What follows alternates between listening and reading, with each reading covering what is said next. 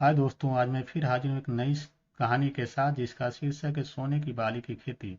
बादशाह अकबर के महल में बहुत ही कीमती एवं सजावटी वस्तुएं रखी थी, लेकिन बादशाह के दिल के सबसे करीब राजधानी से लाया एक फूलदान था जो उनका बहुत ही पसंदीदा था।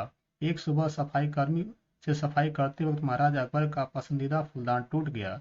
जब बादशाह अकबर अपने महल में टहलने के लिए निकले तो उन्होंने अपने पसंदीदा फूलदान को अपनी जगह पर न पाकर अपने दरबारी से पूछा कि यहाँ पर जो फूलदान पड़े थे वो कहाँ है।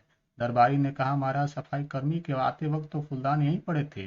तो राजा अकबर ने दरबारी को आदेश दिया कि उस सफाई कर्मी को बुलाया जाए।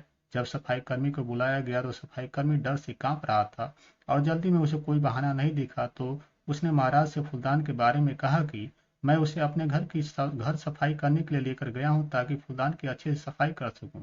लेकिन राजा अकबर ने वो फूलदान तुरंत लाने का आदेश दिया। यह सुनते ही सफाई कर्मी और भी घबरा गया और उसने महाराज को सारा सच बता दिया। महाराज अकबर उसके झूठ बोलने के कारण उससे बहुत ही क्रोधित हुए और क्रोध में उसने सफाई कर्मी को अपने राज्य से बाहर निकालने का आदेश दिया। अगले दिन बादशाह अकबर की सभा में इस बात का जिक्र हुआ।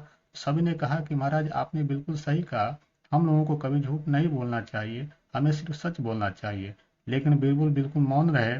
तो अकबर ने पूछा कि बीरबल तुम क्यों मौन हो। फिर तो बीरबल ने कहा, हमें कभी कभी झूठ बोलना ही पड़ता है, जैसे आपके डर से सफाई कर्मी ने बोला है।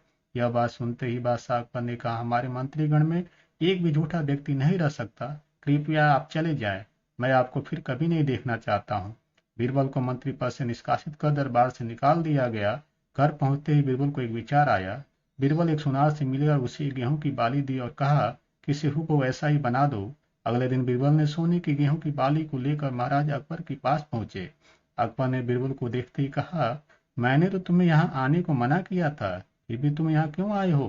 बीरबल ने कहा, महाराज मैं आपके दरबार में आया हूँ, मैंने आपके हुक्म की तामील नहीं की है, इसके लिए मैं क्षमा मांगता हूँ। लेकिन मैं इस राज्य का एक अच्छा नागरिक भी हूँ, इस कारण मैं आपको एक बहुत ही अच्छी बात बताने आया हूँ जिससे हमारे राज्य पूरी दुनिया में सबसे धनी हो जाएगा। मुझे एक सिद्ध ज्ञानी पुरुष मिले, उसने मुझे यह गेहूं की बाली दी और कहा कि यदि इसे एक उपजाऊ जमीन पर लगाया जाए तो सोने की गेहूं की खेती हो जाएगी।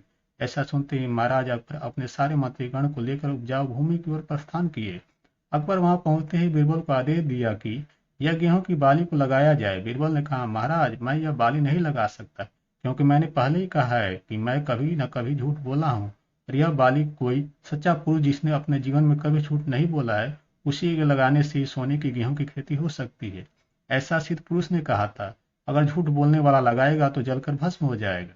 बादशाह अकबर ने अपने सारे मंत्रियों से कहा कि कोई भी आकर वो गेहूं की बाली को लगा दे जिसने कभी झूठ न बोला हो।